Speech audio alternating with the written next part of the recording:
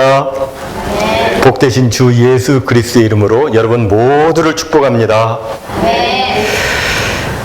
세상에는 아주 다양한 책들이 있습니다. 그리고 그 책마다 저자가 있습니다. 저자는 책을 집필하면서 그 책에서 자기가 진정 말하고 싶은 내용을 강조하며 집필을 합니다. 그렇다면 여러분, 이 요한복음을 기록한 사도 요한은 이 요한복음을 통해서 무엇을 강조하고 싶었을까요? 정말 무엇을 말하고 싶었을까요? 그에 대한 답이 요한복음 20장 30절과 31절에 이렇게 나와 있습니다. 예수께서 제자들 앞에서 이 책에 기록되지 아니한 다른 표적도 많이 행하셨으나 오직 이것을 기록함은 너희로 예수께서 하나님의 아들 그리스도이심을 믿게 하려 함이요 또 너희로 믿고 그 이름을 힘입어 생명을 얻게 하려 함이니라. 그러니까 요한복음의 목적은 우리로 하여금 예수님이 하나님의 아들 그리스도이심을 믿게 하기 위해서, 그리고 그 믿음으로 말미암아 생명을 얻도록 하기 위해서 기록됐다 하는 것을 알 수 있습니다. 그리고 사도 요한은 예수님이 하나님의 아들이시라는 증거로 이 요한복음에다가 7개의 표적을 기록해 놓았습니다. 물론 예수님께서는 그 7 표적 말고도 다른 표적도 많이 행하셨습니다. 하지만 사도 요한은 이 7개를 선별해서 기록을 했는데 거기에는 다 이유가 있는 것입니다. 우리가 지난주에 살펴본 첫 번째 표적은 갈릴리 카나 마을의 혼인잔치에서 물로 포도주를 만든 것이었습니다. 물이 포도주 되는 이 질적 변화를 일으키신 예수님을 통해서 우리는 이분이 정말 하나님의 아들 그리스도이시기 때문에 우리도 이 예수님으로 말미암아 질적으로 변화될 수 있다고 하는 그런 믿음을 갖게 되었습니다. 그리고 이 표적을 통해서 아무것도 아닌, 정말 아무것도 아닌 맹물이 최상품의 포도주가 되듯이 우리 또한 그리스도 안에서 전혀 다른 새로운 피조물로 변화가 되어서 하나님께 영광을 올려드릴 수 있는 존재가 되었다고 하는 것을, 그 희망을 우리가 발견하게 되었습니다. 이제 사도 요한은 갈릴리 카나에서의 두 번째 표적으로 예수님께서 아주 멀리 떨어져 있는 왕의 신하의 아들을 살려주시는 내용을 기록하고 있습니다. 그러니까 이 두 번째 표적은 공간을 뛰어넘는, 공간을 초월해서 역사하는 우리 주님의 능력을 보여주고 있는 것입니다. 그런데 오늘 본문이 있기 바로 전에 어떤 내용이 있었느냐면 사마리아의 수가 동네 우물가의 한 여인이 예수님을 그리스도로 믿게 된 내용이 나오고 있습니다. 이 여인은 남편이 5 있었지만 지금 있는 자도 남편이 아닌 그런 여인이었습니다. 이걸 어떻게 해석해야 될지 모르겠어요. 남편이 5 있었지만 지금 있는 자도 남편이 아닌 그런 여인이었는데 예수님이 그 모든 것을 다 알고 계시는 거예요. 얘기하지 않았는데도 다 알고 계시는 거예요. 자신이 행한 모든 것을 다 알고 계시는 예수님과의 대화를 통해서 그 여인은 이분이 바로 하나님의 아들 메시아이시다 하는 것을 알게 됩니다. 그래서 물길로 왔다가 물동이 버려두고 어떻게 합니까? 동네에 가서 사람들한테 나의 행한 모든 것을 알고 계시는 분을 만났다, 메시아를 만났다, 내가 그리스도를 만났다 하면서 증거를 했습니다. 그 말을 듣고 사마리아 사람들이 예수님께 막 나왔는데 예수님의 말씀을 들어보니까 정말 예수님은 그리스도였습니다. 그래서 예수님을 붙잡습니다. 자기들에게 더 말씀해 달라고 붙잡습니다. 하여 예수님께서는 그 사마리아에서 이틀을 더 유하시며 그들에게 천국 복음을 전해 주셨습니다. 예수님은 거기서 그들에게 아무런 표적도 보여주지 않으셨습니다. 오직 말씀만 하셨어요. 말씀만 하셨는데 그런데도 그들은 예수님이 세상의 구세주이심을 믿었다고 오늘 본문 앞에는 나와 있습니다. 그런데 이상하게도 사마리아 사람들이 믿는 이 복음을 길 건너 유대 사람들은 믿지 않는 겁니다. 똑같이 말씀을 전했는데도 한쪽은 믿고 다른 한쪽은 믿지 않는 거예요. 이런 기현상을 보시고 예수님께서는 답답한 마음에 이렇게 말씀하십니다. 너희는 표적과 기사를 보지 못하면 도무지 믿지 아니하리라. 그런데 이런 현상은 그때만 있는 게 아니고 지금도 있습니다. 우리가 전도하다 보면 종종 이런 말을 듣습니다. 하나님이 살아계시다는 것을 나한테 보여줘라. 그러면 믿겠다. 그런 말 들으셨죠? 그럼 그 말을 들으면 여러분의 마음은 어떻습니까? 정말 답답하시죠? 왜 답답하세요? 그 말은 본질상 말이 안 되는 말이기 때문에 그렇습니다. 본래 믿음이라고 하는 것은 뭡니까? 믿는다는 것은 뭔가를 받기 때문에 믿는 것이 아닙니다. 뭔가를 받기 때문에 믿는다? 이럴 때는 믿는다는 말을 쓰면 안 돼요. 그때는 뭐 인정한다, 사실임을 인정한다. 내가 봤는데 내가 봤다. 그래서 내가 그것이 사실이라고 내가 인정한다. 이렇게 해야 맞는 말입니다. 왜냐하면 믿는다는 것은 안 보고 믿는 것이기 때문에 그렇습니다. 믿음은 믿기 때문에 보는 것이 믿기 때문에 보는 것이지 보기 때문에 믿는 것이 아닙니다. 믿으면 다른 거 다 없어도, 눈에 보이는 어떤 표적이나 기사가 없어도 하나님의 말씀을 있는 그대로 그냥 믿는 거예요. 이 말씀을 그대로 믿는 거예요. 하나님 말씀 이외에 다른 게 더 필요한 게 없습니다. 그런데 이런 믿음 없는 모습이 세상 사람들에게만 있는 것이 아닙니다. 교회 안에서도 자기가 무언가 신비스러운 것을 체험하지 못하면, 기적을 체험하지 못하면 그것은 마치 믿음이 부족하거나 아직 제대로 된 믿음이 아닌 것처럼 여기는 사람들이 있습니다. 그래서 자꾸 신비로운 거를 막, 기적적인 것을 막 찾습니다. 예전에는 사람들이 교회에서 방언을 찾았습니다. 7, 80년대만 하더라도 그랬습니다. 7, 80년도에 그때는 뭐 방언하는 것이 하나의 트렌드였었습니다. 방언을 하지 못하면 구원을 받지 못했다, 이런 말까지 나올 정도였었습니다. 정말 황당하죠. 말도 안 되는 이야기입니다. 그런데 요새는 어떻습니까? 사람들이 예언과 환상을 찾습니다. 자꾸 신비적인 것들을 찾고 자꾸 기적적인 것들을 구합니다. 물론 우리 기독교는 신비의 종교이고 기적의 종교입니다. 기독교에는 신비로움이 있고 기적이 있습니다. 하지만 기독교는 신비주의도 기적주의도 아닙니다. 신비주의적 신앙, 기적 중심의 신앙에는 분명히 문제가 있습니다. 신비주의적 신앙은 어떤 신비적인 것이 일어나지 않으면 그 자체로서 완벽한 이 하나님의 말씀이 뭔가 좀 부족한 것으로 여기는 특징이 있습니다. 그리고 기적 중심의 신앙은 믿음으로, 믿기 때문에 기적을 바라는 것이 아니라 기적을 보면 믿겠다, 이런 특징을 가지고 있습니다. 매우 위험한 발상입니다. 왜냐하면 신앙은 어디까지나 하나님 기준 그대로 믿어야 되는데 이걸 갖다가 자기 기준으로 자기 생각대로 믿으려 하기 때문입니다. 사실 하나님께서는 언제라도 기적을 행하실 수 있습니다. 그러나 그것과 상관없이 하나님은 언제라도 항상 하나님이십니다. 우리 예수님은 언제라도 기적을 행하실 수 있습니다. 하지만 그것과 상관없이 우리 예수님은 항상 하나님의 아들 메시아이십니다. 표적과 기사가 있고 없고에 따라서 그게 바뀌는 게 아닙니다.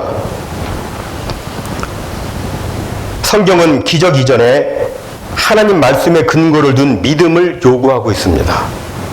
마치 사마리아 사람들이 예수님의 말씀만 듣고서도 믿음을 가졌던 것처럼, 말씀만 들어도 믿는, 표적과 기사가 없어도 말씀만 들어도 믿는 그런 믿음을 주님은 원하시는 것입니다. 여러분, 믿음은 하나님의 말씀 하나면 충분합니다. 종교 교육자들이 그랬어요. 솔라 스크립추라, 솔라 하나, 이거 하나면 된다는 거예요. 성경 하나면 된다. 오직 말씀, 오직 성경, 이렇게 말했습니다. 다른 게, 믿음에는 다른 게 필요 없다는 거예요. 주님은 표적과 기사가 없어도 믿는 그런 믿음을 기뻐하십니다. 만약에 믿음을 위해서 표적과 기사를 구한다면 주님은 그러한 방식의 믿음은 좋아하시지 않습니다. 오늘 보면 48절의 말씀의 뉘앙스가 바로 그것입니다. 주님이 그거 안 기뻐하신 거예요. 너희들 이거 안 보면, 표적과 기사 안 보면 안 믿니? 주님이 약간 화가 나셨어요. 근데 이 봐야 믿는다는 것, 이거 참 고질병인데 뭐 사람들에게 다 이런 게 있어요. 저도 예전에 그랬습니다. 하나님이 살아계시다면 이거 꼭 저한테 해주세요. 그때 고등학교 그때였었습니다. 1학년 때로 기억합니다. 뭐 사람이 있는 고질병이라고 생각합니다. 뭐 저만 그런 게 아니고 성경에 보니까 예수님의 제자들도 그랬더라고요. 예수님께서 제자들한테 뭐라고 말씀하셨냐면 자기가 많은 고난을 받고 죽임을 당하고 제3일에 살아나야 되리라 라고 제자들에게 말씀해 주셨습니다. 그렇다면 제자들은 예수님께서 고난을 받고 십자가에 달려 돌아가셨을 때 뭐 어떻게 생각해야 돼요? 아, 예수님께서 말씀하신 대로 많은 고난을 받고 돌아가셨구나. 하지만 말씀하신 대로 제3일에 예수님 살아나실 거야. 이렇게 믿어야 되죠. 말씀하셨으니까. 그런데 제자들은 그 말씀을 믿지 않았습니다. 심지어 도마는 다른 제자들이 전부 다 내가 부활하신 예수님을 봤다 이렇게 얘기하는데도 내가 이 손가락으로 예수님의 이 손의 못자국과 허리에 이 창자국에 넣어보지 않고는 내가 믿지 못하겠다고 했습니다. 그때 예수님께서 도마에게 나타나셔서 뭐라고 하셨습니까? 다 아시죠? 너는 나를 본거로 믿느냐? 너는 나를 본거로 믿느냐? 보지 못하고 믿는 자들은 복되도다 라고 하셨습니다. 사랑하는 성도 여러분, 혹시 이 자리에 이제껏 신앙생활을 해오셨지만 자신의 삶 가운데서 무슨 특별한 표적이나 기사가 나타나지 않아서 조금 서운해하시는 분 계십니까? 아, 나도 그거 좀 있었으면 좋겠는데 이렇게 기대하시는 분이 계십니까? 그러나 그분은 서운해하실 게 아니라 오히려 기뻐하셔야 합니다. 왜냐하면 그분의 믿음은 정말 주님이 칭찬하시는 보배로운 믿음이기 때문에 그렇습니다. 그분은 정말 복 있는 분이에요. 예수님이 그렇게 말씀하셨어요. 복 있다고. 어떤 신비적인 현상이 없는데도 그저 하나님의 말씀을 믿기 때문에, 그저 하나님께서 성경을 통하여 말씀하셨기 때문에 그 기록된 말씀을 전적으로 신뢰하고 하나님을 향한 꿋꿋한 믿음을 지켜나간다면 이보다 더 좋은 믿음은 없습니다. 이 믿음이 정말 귀한 믿음이고 이 믿음의 소유자는 정말 복 있는 분입니다. 이런 면에서 오늘 본문의 왕의 신하의 믿음은 우리들에게 귀감이 됩니다. 왜냐하면 그는 예수님께서 가라 내 아들이 살아있다 이렇게 말씀하셨을 때 그저 그 말씀을 믿고 자기 집으로 돌아갔기 때문입니다.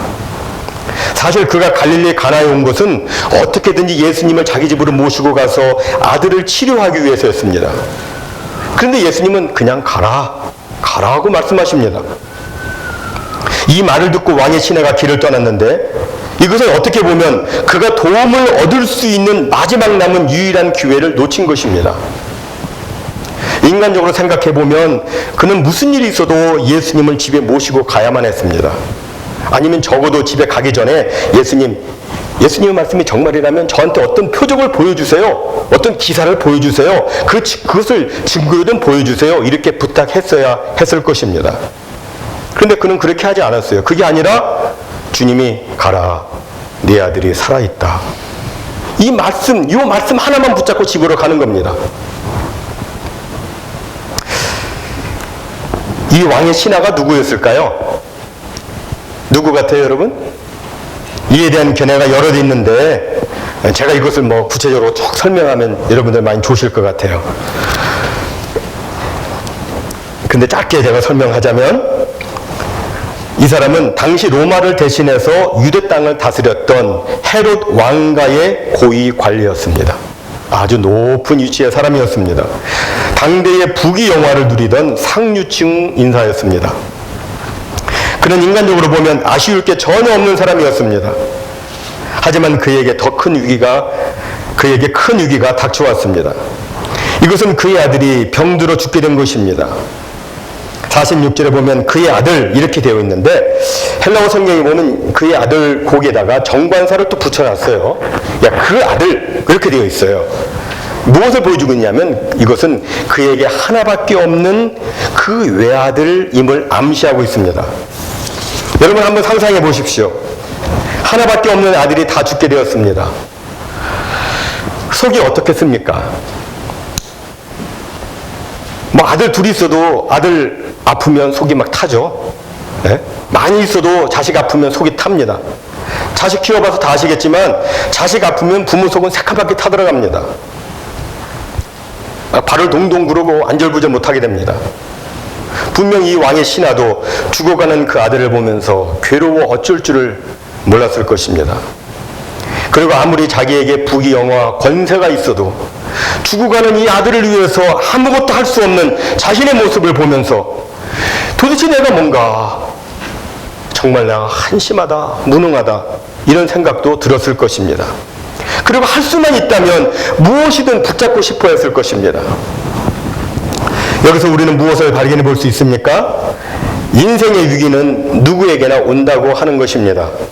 절체절명의 위기를 맞는 것은 가난하고 연약한 사람만 당하는 것이 아닙니다. 고위 권력자도 부자도 그 길을 피해갈 수는 없습니다. 인생의 위기는 누구에게나 예외 없이 닥쳐옵니다. 때로는 질병으로 다가옵니다. 때로는 사고로 옵니다. 사업의 실패와 실직과 가정 문제와 자식 문제 하여튼 여러 가지 형태로 그 위기가 옵니다. 그런데 가만 보면 그 위기의 때에 어떤 사람은 거기에서 자신의 한계를 느끼며 신앙의 세계로 나아가서 거기서 새로운 기회를 맞이하는 사람들이 있습니다. 그 위기의 때에 완전히 변화되어 가지고 주님이 원하시는 정말 기뻐 원하시는 그런 사람의 모습으로 바뀌는 사람이 있습니다. 그런데 어떤 사람은 정반대의 결과를 맞이하는 사람도 있습니다. 오늘 본문의 왕의 신하는 그 위기의 때에 예수님께 나옴으로 자신의 문제도 해결받고 가정이 구원되고 그리고 또 진정된 신앙인으로 세움받는 그런 축복을 받았습니다. 근데 성경에 보면 그와 정반대의 사람이 나오고 있습니다. 사무엘상 28장에 보면은 거기에 사울 왕이 나오고 있습니다. 사울 왕이 그런 경우예요. 처음에는 하나님이 참 기뻐하시는 그런 왕이었는데 나이가 들어가면서 이 사람이 교만해져 가지고 하나님이 기뻐 원하시는 걸 하지 않는 거예요. 그러다가 나중에 전쟁이 났는데 전쟁의 그 위기의 때에 하나님께 나아가지 않고 어떻게 누구한테 갑니까? 무당한테 갑니다. 그래서 그 전쟁에서 아들도 죽고 자기도 죽는 아주 비참한 결과를 맞이하고 말았습니다. 왜 똑같은 위기인데 한 사람은 축복의 길로 다른 한 사람은 사망의 길로 끝나게 되었을까요? 그것은 바로 한 사람은 하나님을 붙잡았고 다른 한 사람은 하나님 이외의 것을 붙잡았기 때문입니다. 사랑하는 성도 여러분, 우리는 하나님 붙잡아야 됩니다. 위기의 때이든 아니든 우리는 항상 하나님 붙잡아야 됩니다. 하나님 이외의 모든 것은 정말 다 지푸라기예요. 물에 빠진 사람 지푸라기도 잡는다고 그러는데 하나님 이외의 모든 것은 다 지푸라기고 보기에는 괜찮아 보이는데 잡고 나면 금방 끊어져 버리는 다 썩은 동아줄입니다. 우리는 하나님 이외에 다른 것을 붙잡아서는 안 됩니다. 간혹 가다가 세상에서 힘 있는 사람, 잘 나가는 사람, 가진 사람 이런 사람을 의지하고픈 생각이 들 때가 있습니다. 하지만 그들 역시 의지하고 붙잡을 대상은 아닙니다. 성경은 말씀합니다. 귀인들, 방백들, 권력자들이라고 그들 의지하지 말아라. 그의 호흡이 끊어지면 흙으로 돌아가서 그날에 그의 생각이 소멸하리로다. 야곱의 하나님을 자기의 도움으로 삼으며 여호와 자기 하나님에게 남의 하나님이 아니고 자기 하나님에게 자기의 소망을 두는 자가 복이 있도다. 예전에 어떤 부자 목사가 있었답니다. 여기서 부자는 돈이 많다는 뜻이 아니고 아버지도 목사, 아들도 목사 해가지고 이제 부자 목사입니다. 그런데 아들 목사가 목회를 하다가 어려운 일을 당해가지고 이제 고민하다가 아버지에게 편지를 보냈답니다. 아버지 이럴 때는 어떻게 하면 돼요? 도와주세요 아버지. 그러자 지혜로운 아버지가 그 편지를 읽고 이렇게 답장했다고 합니다. 번지수가 틀렸네. 하나님께 물어보게나. 무슨 말입니까? 인간 붙잡지 말고 오직 하나님 붙잡고 하나님께 기도함으로 해결하라는 뜻입니다. 여러분, 우리는 위기의 때에 누구를 찾아야 합니까? 하나님을 찾아야 합니다. 예수님을 찾아야 합니다. 오늘 본문의 왕의 신하는 그 다급한 위기 상황에서 다행히 예수님을 찾아갑니다. 그가 있던 가버나움과 지금 예수님이 계시는 그 갈릴리 가나는 그리 가까운 거리가 아닙니다. 한 20마일 정도 되는데 요즘 같으면 뭐 여러분 차로 가면 뭐 금방 갈 수 있죠. 뭐 로컬로 가도 참 아무리 막혀도 뭐 1시간 정도면 다 갈 수 있습니다. 그죠? 금방 갈 수 있습니다.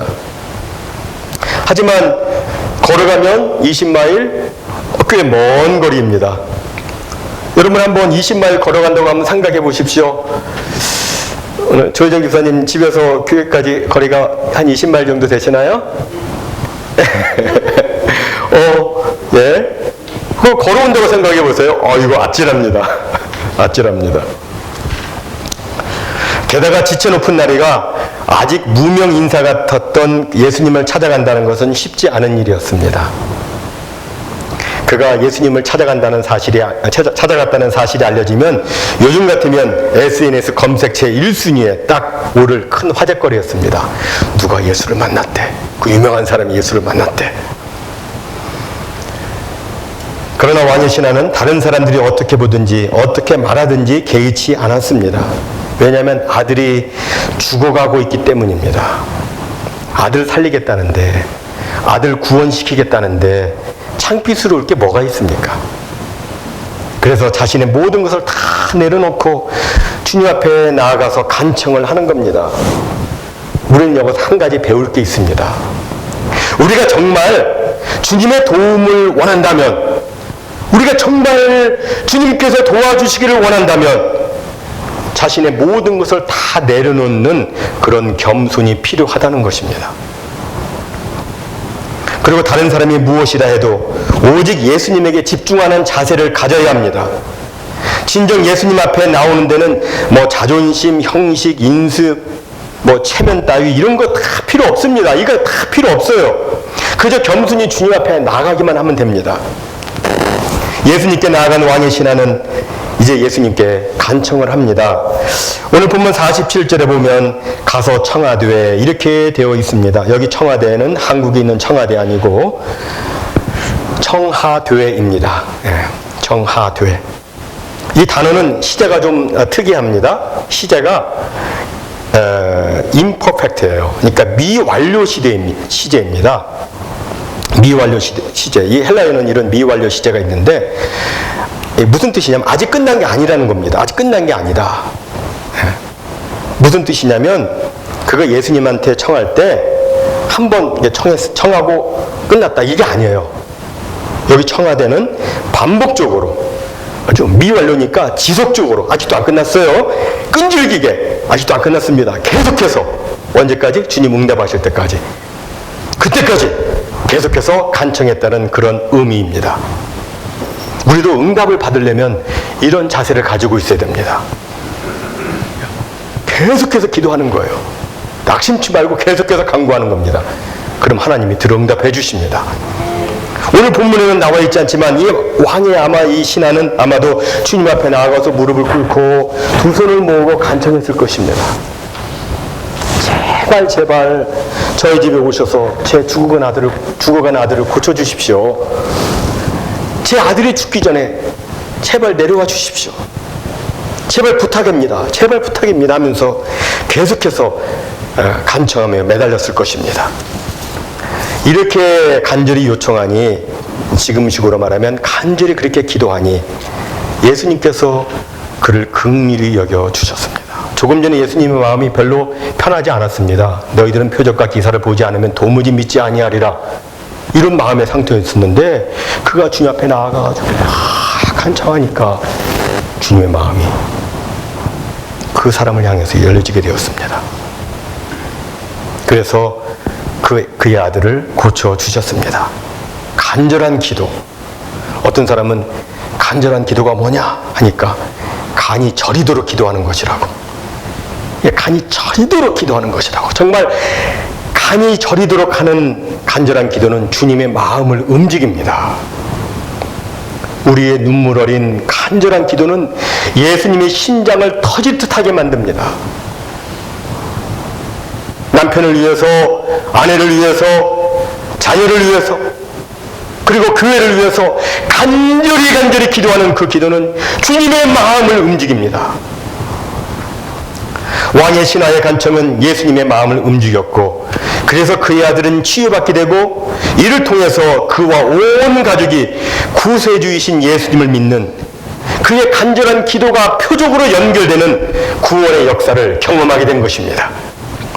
한마디로 그에게 있어서 삶의 그 위기는 신앙의 기회가 되었던 것이고, 하나님의 치유를 경험했던 축복이 되었던 것입니다. 사랑하는 성도 여러분, 우리 인생에는 저마다 삶의 위기가 있습니다. 그 위기의 때에 위기가 단순히 위험으로 끝나는 것이 아니라 오히려 위대한 신앙의 기회로, 위대한 신앙의 기회로 살아계신 하나님을 체험하며 우리의 간절한 기도가 표적으로 연결되는 그런 위대한 기회가 되시기를 주님의 이름으로 축복합니다. 사실 이 위기의 목적은 우리로 하여금 낙심되게 하고 절망하게 하려고 해서 그건 목적으로 주어진 것이 아닙니다. 그게 아니라 오히려 하나님께 더 나아가도록 하고, 하나님을 믿는 믿음으로 이것을 딛고 일어서서 더욱더 깊은 신앙의 자리로 나아가고 하나님을 더 깊이 체험하는 자리로 나아가도록 하기 위해서 주어진 것입니다. 따라서 위기가 오면 뭐 두려워하거나 낭망할 게 아니라 오히려 하나님 앞에 나아가서 하나님의 도움을 구해야 됩니다. 그리고 하나님께서 이것을 어떻게 해결해 주실까? 하나님께 맡겼으니까 그런 기대를 가질 수가 있잖아요. 그런 기대를 가지고 하나님께서 어떻게 해결해 주실까? 하면 그 기대감을 가지고 그 위기를 극복하는, 그래서 하나님의 살아 역사하심을 체험하는 우리 모두가 다 되어지기를 주님의 이름으로 축복합니다. 아멘. 왕의 신하가 주님 앞에 간청하자 주님은 이렇게 말씀하십니다. 가라, 네 아들이 살아있다.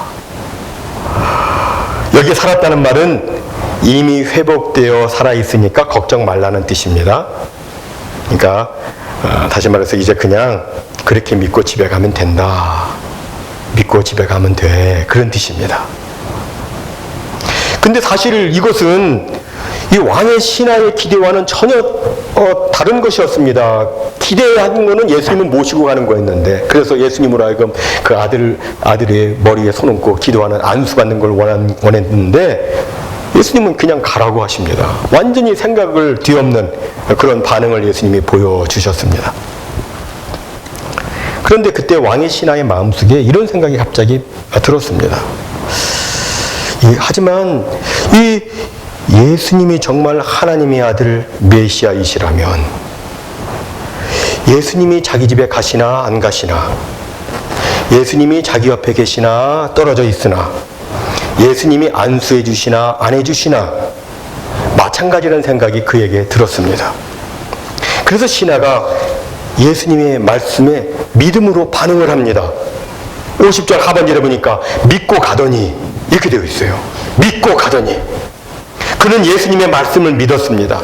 표적이나 기사가 없었는데도 믿었습니다. 그리고 말씀에 순종했습니다. 여러분, 이것이 진짜 신앙입니다.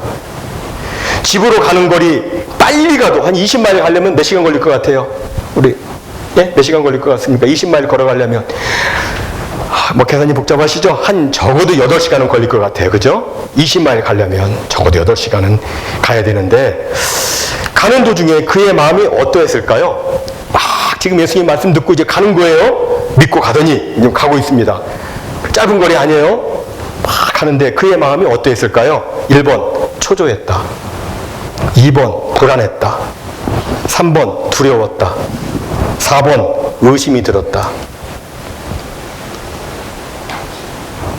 미국의 수준이 있는 문제는 5번까지 있으니까 5번 확신이 들었다. 몇 번입니까? 5번 확신이 들었다입니다. 그거 참 신기하죠. 이게 바로 말씀을 믿는 자가 경험하는 신앙의 축복입니다. 두려워해야 될 상황이고 의심이 가야 될 상황인데도 이게 사라지는 거예요. 확신이 들기 때문에. 여러분, 예수님이 그에게 가라, 내 아들이 살아있다라고 말씀하셨을 때 여러분 그 말씀은 보통 말씀이 아닙니다. 보통 이야기가 아니에요. 그 말씀은 예수님의 말씀, 곧 하나님의 말씀입니다. 그 말씀은 천지를 창조하셨을 때의 말씀과 똑같은 능력과 위력이 있는 말씀입니다. 천지 만물 모든 것 전부 다 예수님의 말씀으로 창조되었죠. 그래요, 안 그래요? 창세기 1장에 나오는 하나님이 가라사대 빛이 있으라 하시며 거기 계속해서 가라사대 했는데 그 가라사대라고 말씀하신 그 하나님이 누구세요? 예수님이시잖아요. 요한복음 1장에 그렇게 말씀하고 있잖아요. 태초에 말씀이 계셨고 이 말씀이 하나님과 계셨고 이 말씀으로 말미암아 모든 것이 창조되었다고, 이 말씀이 육신이 되어 우리 가운데 거하셨는데 그분이 예수님이라고 말씀하고 있잖아요. 하나님의 가라사대라고 말씀하신 분 예수님이십니다. 성경 여러 곳에 예수님이 말씀하심으로 천지가 창조됐다고 말씀하고 있어요. 요새 우리가 수요일마다 공부하는 내용이 바로 이런 내용입니다. 그런데 말씀으로 천지를 창조하신 분의 능력의 말씀이 그냥 말씀 아니에요. 천지를 창조하신 분의 말씀이 그 신하의 귀에 들려진 겁니다. 하나님의 말씀이 그에게 들려진 거예요. 그래서 신하는 확신을 갖고 집으로 가게 된 것입니다. 막 집으로 한참 내려가는데 성경 보니까 이제 내려가고 있어요. 한참 가는데 한참 더 가야 돼요. 근데 중간쯤 가는데 저 멀리서 자기 종들이, 성경 보니까 종이 아니고 종들이라고 했어요. 막 종들이 막 뛰어 올라옵니다. 몇 명인지는 모르지만 막 종들이 막 뛰어와요. 그리고 막 주인님 하면서 막 하는 거예요. 멀리서 그 모습을 보면서 또 어떤 생각이 들었을까요? 1번, 무슨 일이지? 안 좋은 일이 있나? 2번, 큰일 났나 보다. 3번, 이젠 끝났나 보다. 4번, 나섰구나. 하나님 감사합니다. 몇 번 같아요? 4번이에요. 여러분, 또 말씀드리지만 예수님의 말씀은 하나님의 말씀입니다. 천지를 창조한 말씀입니다.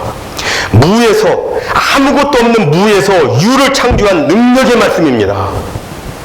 예수님이 분명히 가라, 내 아들이 살아있다 이렇게 말씀하셨으면 이 하나님의 말씀이에요. 그러면 죄송하지만 그 동네 사람이 전부 다 죽어 있어도 그 아들은 살아있습니다. 우리는 예수님을 너무 잘 몰라요. 그래서 예수님의 말씀을 잘 못 믿어요. 읽으면서도 그냥 보통 이야기를 받아들여요. 이걸 갖다가 하나님의 말씀인데요. 분명히 하나님의 말씀인데도 잘 못 믿어요. 이게 고쳐져야 됩니다. 예수님이 말씀하셨다면 그 말씀은 영원한 진리이고 영원한 능력이고 영원한 약속입니다. 우리는 거기에 목숨 걸고 사는 것입니다. 말씀 앞에 자기 목숨까지도 거는 이런 필사적인 신앙이 예수님의 구세주 되심과 하나님의 아들 되심을 증거하는 그런 표적의 신앙이 될 수가 있는 것입니다. 왕의 신하는 기쁘고 밝은 낯으로 막 뛰어오는 그 종들을 만나서 아이가 언제쯤 낳기 시작했지? 물어봅니다. 어제 제 7시부터입니다. 7시라 하면 지금으로 치자면 오후 1시인데 바로 예수님께서 가라, 네 아들이 살아있다 라고 말씀하신 그 시각이었습니다. 너무나도 감사하고, 얼마나 감사합니까? 너무나도 감사하고 감격해서 그는 하나님께 영광을 올려드리고 진정 예수님을 하나님의 아들로, 구원자로 그가 믿게 된 것입니다. 그래서 이것이 그에게 분명한 표적이 된 것입니다. 두 번째 표적이라고 딱 명시되어 있습니다. 그런데 우리가 여기서 조심해야 될 것이 한 가지 있습니다. 그것은 뭐냐면 왕의 신하의 아들이 고침받은 것이 모든 사람들에게 다 그렇게 동일하게 나타나는 것은 아니라고 하는 것입니다.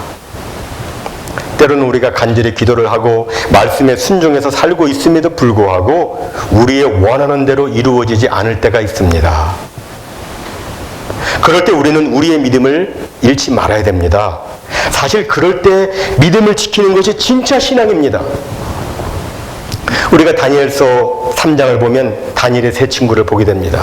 사드락과 메삭과 아벳느고가 금신상에게 절하지 않으면 풀무불 속에 던져버리겠다고 하는 그 왕 앞에서 이렇게 대답을 합니다. 느부갓네살이여, 우리가 이 일에 대하여 왕에게 대답할 필요가 없나이다. 만일 그럴 것이면 왕이여, 우리가 섬기는 우리 하나님이 우리를 극렬히 타는 풀무 가운데서 능히 건져내시겠고 왕의 손에서도 건져내시리이다.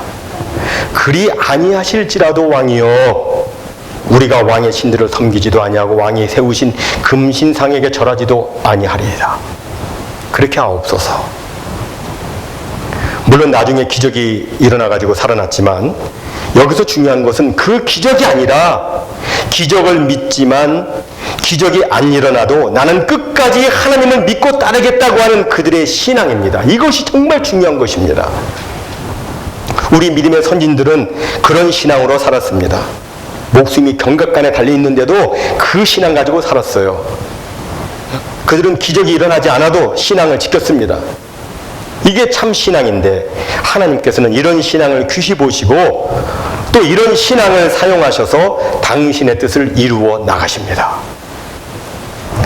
우리가 사도행전 7장을 보면 초대교회 7 집사 중 한 사람인 스데반이 돌에 맞아서 죽는 그런 내용이 나오고 있습니다.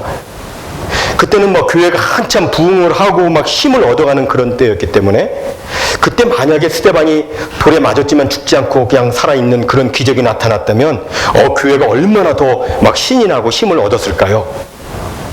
그런 생각이 들 수도 있습니다. 그냥 살았으면.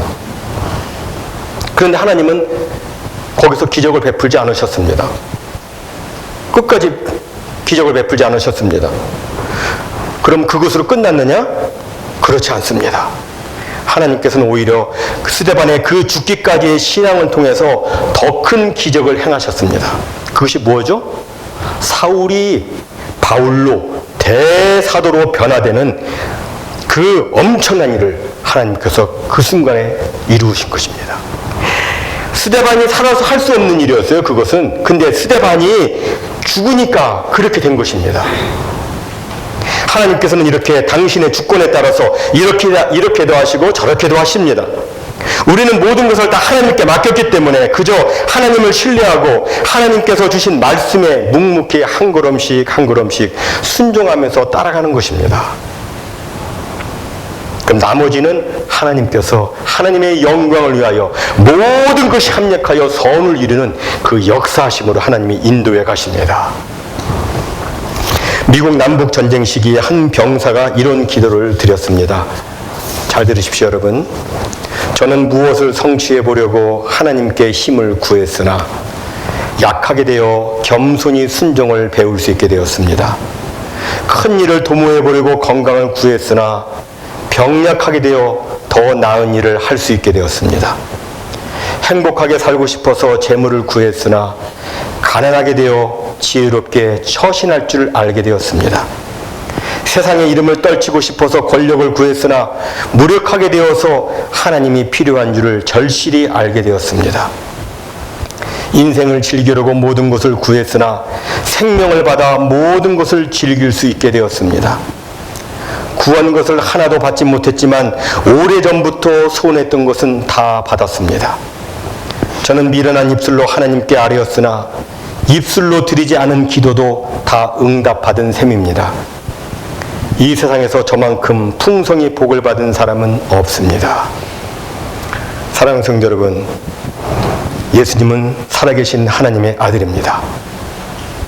그분께 나아가 그분의 능력을 구하며 기도하시기 바랍니다. 그리고 말씀을 믿고 순종하시기 바랍니다. 그래서 할 수만 있으면 기적을 체험하시길 바랍니다. 그러나 혹시 고난 가운데에서 아무리 소리질러 부르짖어 간구해도 하나님께서 침묵하시는 것처럼 보여진다면, 그렇다면 하나님을 신뢰하는 마음으로 그 고난을 내가 져야 할 십자가로 여기고 믿음을 꿋꿋이 지켜나가시기 바랍니다. 하나님은 결코 이유 없이 침묵하거나 잠잠해 계신 분이 아니십니다. 하나님은 내가 알지 못하는 크고 놀라운 계획을 가지고 계시고 내가 알지 못하는 다른 방식으로 일하고 계십니다. 하나님은 자신의 완전한 계획과 영원한 주권에 따라서 우리를 인도해 가시고 있습니다. 따라서 우리는 어느 쪽이든지 간에 믿음으로 감사로 받아야 됩니다. 하나님이 이렇게 해주셔도 감사합니다. 이렇게 해주셔도 감사합니다. 왜? 하나님께서 인도해 가시기 때문에. 이런 믿음을 갖고 살게 될 때에 정말 세상이 감당할 수 없는 그런 믿음의 소유자가 되는 것입니다.